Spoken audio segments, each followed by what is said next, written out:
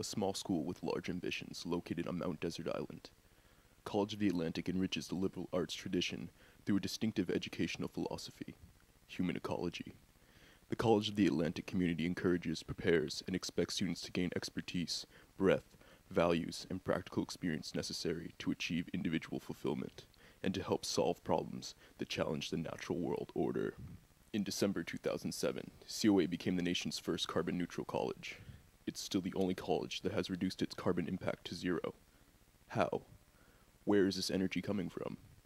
What is their secret to carbon neutrality? If it's possible, why have other institutions not implemented the same policies? What lies below the surface of this ecological utopia? We set off to uncover the secrets behind COA's sustainability, and what we uncovered threatens the foundation of mankind. We began our quest by asking students where the college receives its energy.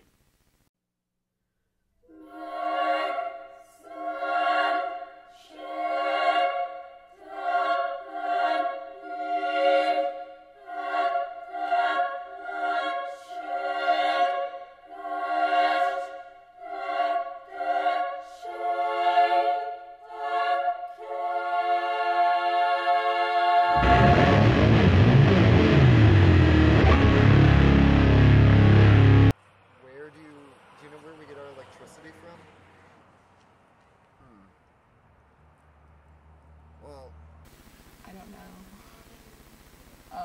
I know the new housing has wood chips that they burn. Yeah, well, we use that wood pellet heater that's way down by the new housing to heat all those guys. And, aside from that, I actually don't know. I mean, there's an organization that sets up the methods you use to quantify, like, how much carbon you're actually generating, and then we offset that every year with whatever amount of money it needs from our tuition and from trustees. Greenest college in the world! Do you know where the school gets all its power from? David Hales?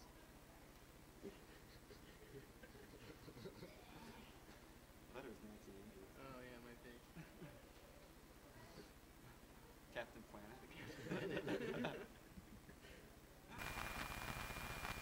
So Millard, what can you tell us about how this is carbon neutral?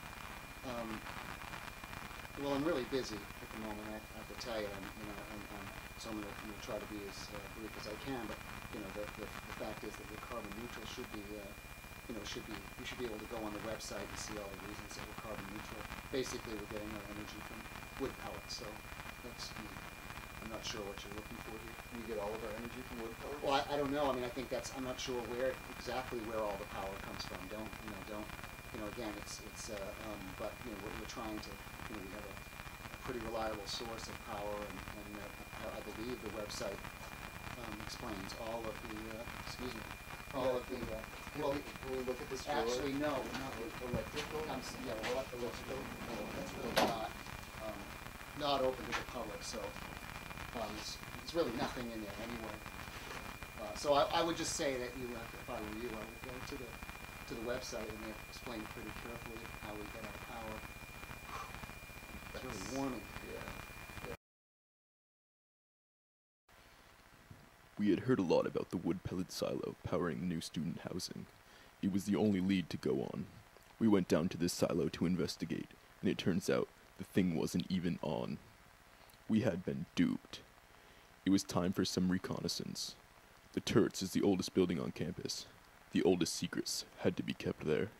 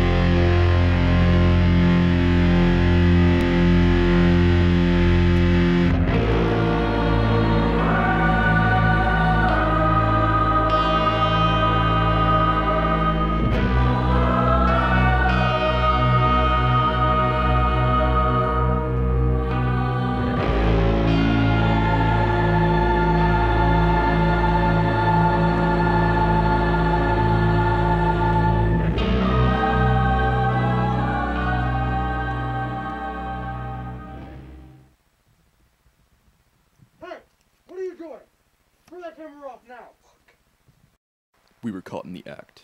We were onto something that they didn't want exposed. However, we still succeeded in recovering one document. What we found will shock you.